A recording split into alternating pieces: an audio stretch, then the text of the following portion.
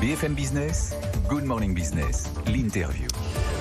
Il est 8h18 sur BFM Business et donc le directeur général de Valneva, la biotech franco-autrichienne, Franck Grimaud, qui est avec nous. Bonjour Monsieur Grimaud, bonjour, merci d'être avec nous ce matin en direct sur BFM Business. Valneva basé à Saint-Herblain, tout près de Nantes, avec ce vaccin contre le Covid qu'on attend. On en parle avec vous depuis un certain temps.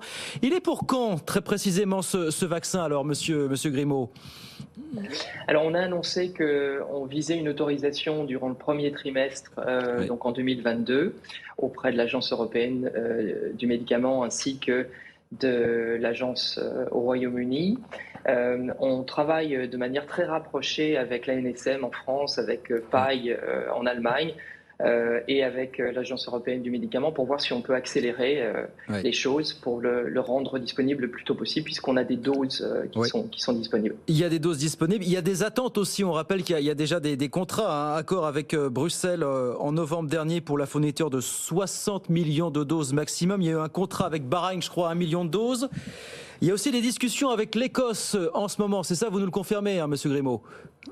Oui, donc on a annoncé qu'on avait des discussions avancées pour une subvention pouvant aller jusqu'à 20 millions d'euros pour notre installation en Écosse, qui nous permettrait d'augmenter la capacité qu'on a déjà mis en place et que sur une année pleine, on puisse avoir au moins 100 millions de doses.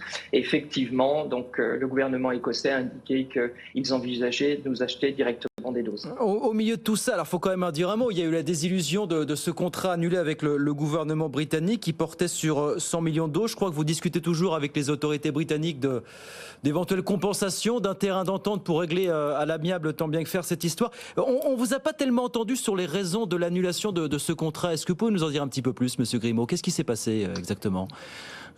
Oui, alors ce que le gouvernement du Royaume-Uni a indiqué, c'est qu'en fait, il considérait qu'on était un petit peu en retard en termes de production.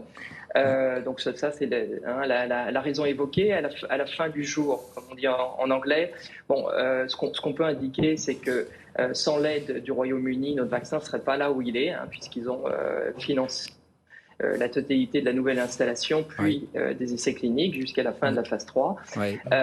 Et donc ça, c'est un fait quand même très important. Nous, on a décidé de continuer à enregistrer ce vaccin au Royaume-Uni également, parce qu'on est convaincu qu'à un moment ou à un autre, ce vaccin sera disponible également au Royaume-Uni. La demande écossaise est un signe, mais un jour, il va y avoir un marché privé, et puis, qui sait, aussi des nouveaux dialogues avec le Royaume-Uni, donc tout est ouvert. Alors, ce vaccin, justement, alors déjà préciser qu'il n'est pas à base d'ARN messager, et ça vous fait dire apparemment, mais je voudrais que vous nous réexpliquiez ça, que parce qu'il n'est pas à base d'ARN messager, peut-être vous pourriez potentiellement convaincre, alors pas tous les réfractaires à la vaccination, mais une partie des réfractaires. Est-ce que vous le pensez vraiment ça, Monsieur Grimaud?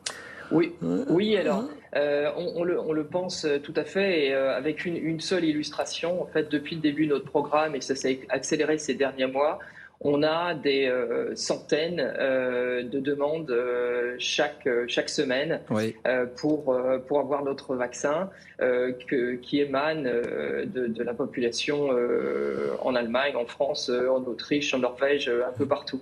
Il y a même eu des pétitions en Hollande, par exemple, pour accéder à notre vaccin. Donc oui, on est convaincu qu'il y a une partie de la population qui n'est pas nécessairement réfractaire au vaccin, mais qui est un peu réfractaire ou sceptique vis-à-vis des nouvelles technologies et qui serait très intéressé à avoir notre vaccin. On ne vise pas simplement cette population, évidemment. On vise la population également des adolescents, des enfants. Et puis, tout l'enjeu aujourd'hui, puisqu'on semble bien rentrer dans un cycle long, ça va être les rappels et de mettre en place aussi des rappels qui permettent protection la plus longue possible entre deux doses. Et là aussi, on pense qu'on aura notre rôle à jouer. Cela dit, alors je vous cite, vous dites vous-même en matière de technologie par rapport à l'ARN messager, on est complètement agnostique. C'est-à-dire que si on se rend compte demain qu'on peut mettre en place un vaccin contre telle ou telle maladie avec un vaccin à base d'ARN messager, on ne se l'interdira pas finalement. C'est ça aussi votre idée, Absolument. L'ARN messager est une nouvelle technologie maintenant qui est disponible au niveau de l'industrie du vaccin.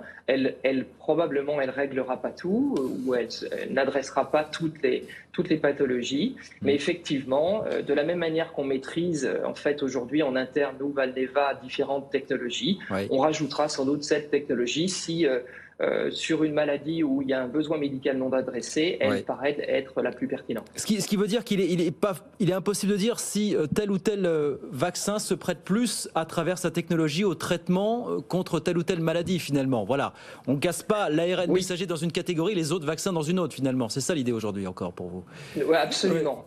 C'est-à-dire que de virus à virus ou de bactérie à bactérie, puisqu'il y a une grosse problématique, par exemple, dans le domaine infectieux autour de la thématique des maladies nosocomiales dans les hôpitaux, il est probable que l'ARN messager ne soit pas pertinent. Par contre, il y a d'autres technologies qui peuvent l'être. Donc, il faut rester ouvert. Et à la fin, ce que l'industrie cherche à faire, c'est mettre à disposition des vaccins le plus rapidement possible, le plus sûr possible et le plus efficace possible. Donc voilà, il faut choisir la meilleure technologie par rapport à la maladie en question. Et justement, vous disiez, nous on va s'inscrire dans le cadre des campagnes de rappel, mais quand on investit autant de temps, d'argent et d'énergie dans l'élaboration d'un vaccin contre le Covid, Monsieur Grimaud, on se dit c'est pas forcément pour un one-shot, c'est qu'on se dit on est là pour un certain temps. Est-ce que finalement il faut se dire, parce que c'est le débat aussi ambiant, que ça va rentrer dans les mœurs et que cette maladie va amener des nouvelles campagnes de vaccination à horizon peut-être de quelques années. Voilà. Est-ce que c'est là-dedans que vous vous inscrivez finalement aujourd'hui dans ce schéma ? Alors en l'occurrence, pour le Covid, c'est vraiment nécessité qui fait loi. C'est-à-dire que si le virus était amené à disparaître, eh bien les vaccins aussi. Mais on s'aperçoit qu'il est probable, maintenant qu'il y a une contamination au niveau mondial, qu'au moins un certain nombre d'années, on ne sait pas encore combien, il va falloir faire des rappels. Et donc, c'est votre pari, Monsieur Grimaud, c'est votre pari. Sinon, auriez-vous engagé toute cette énergie, cette hargne dans la mise au point d'un traitement finalement ? D'un vaccin, pardon. Vous savez, quand au premier trimestre 2020, quand toute l'industrie s'est lancée dans cette aventure, en fait, personne ne savait si en 2021 on allait même avoir besoin d'un vaccin, si la maladie ne serait pas partie. Ce n'est pas le cas. Donc, effectivement, il y a une part d'inconnu, il y a une part, comme vous le dites, de pari. Là, aujourd'hui, on s'aperçoit que c'est probablement quelque chose au long cours, et donc les rappels vont jouer un rôle important, et donc la tolérance au rappel et l'efficacité, la durée d'efficacité des rappels vont jouer un rôle important. Et on pense que notre vaccin inactivé, a son rôle à jouer. Mais est-ce que vous dites que ce vaccin, le vôtre, dans le cadre de campagnes de rappel qui peuvent nous tenir en haleine pendant des années, ça sera destiné, ces campagnes de rappel, à toute la population mondiale, ou qu'à terme, ça sera peut-être un peu comme la grippe finalement, destiné aux volontaires et puis peut-être les personnes les plus à risque? Comment est-ce que vous voyez ça, vous, à l'échelle de quelques mois, de quelques années? Oui, c'est une très bonne question. Ce qu'on pense, c'est que le Covid va évoluer comme la grippe, probablement. Vous savez que, par exemple, dans les pays développés aujourd'hui, donc Europe, États-Unis, Japon, en gros, il y a 400 millions de doses de vaccins grippe qui sont vendues chaque année. Alors, ça s'adresse à toute la population, mais avec une cible prioritaire sur les personnes âgées ou les personnes les plus fragiles.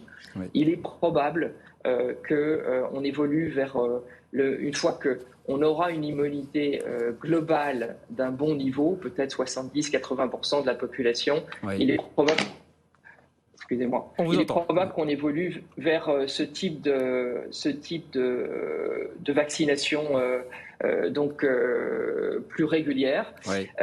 Et donc ça s'adresse effectivement à un segment de la population, tout à fait. Et est-ce que vous avez la certitude, parce que la concurrence est là, elle va être de plus en plus vive, de plus en plus de vaccins qui vont arriver, de pouvoir vous faire une petite place au soleil aux côtés de la concurrence?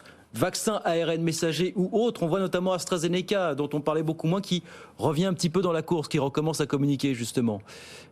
Oui, tout à fait. Et je pense que justement, dans cette deuxième phase, qui va être un peu moyen et long terme, en fait, à nouveau, la tolérance à la vaccination et la durée de protection vont être deux facteurs, deux critères majeurs, les plus importants. Et dans cette deuxième phase, il est possible que des technologies plus classiques plus éprouvés, en fait, jouent un rôle non négligeable. Ouais. Donc oui, on est absolument convaincu que dans cette deuxième phase, un vaccin inactivé va jouer son rôle. Vous êtes proche de la mise au point de ce vaccin contre le Covid. On rappelle que vous avancez aussi sur d'autres vaccins. Il y a une annonce récemment d'avancée notable sur votre vaccin contre le chikungunya. Projet que vous portez en partenariat aussi contre la maladie de Lyme. Seul projet en développement dans le monde en coopération avec Pfizer. Voilà, ce qui prouve qu'il peut y avoir des passerelles finalement entre les grands groupes et les biotech encore aujourd'hui, hein, monsieur Grimaud. Hein. Absolument. Donc, ouais. on va être les premiers à commercialiser un vaccin contre le chikungunya. Ouais. Et là, on va le faire nous-mêmes, hein, puisqu'on a les ressources pour le faire.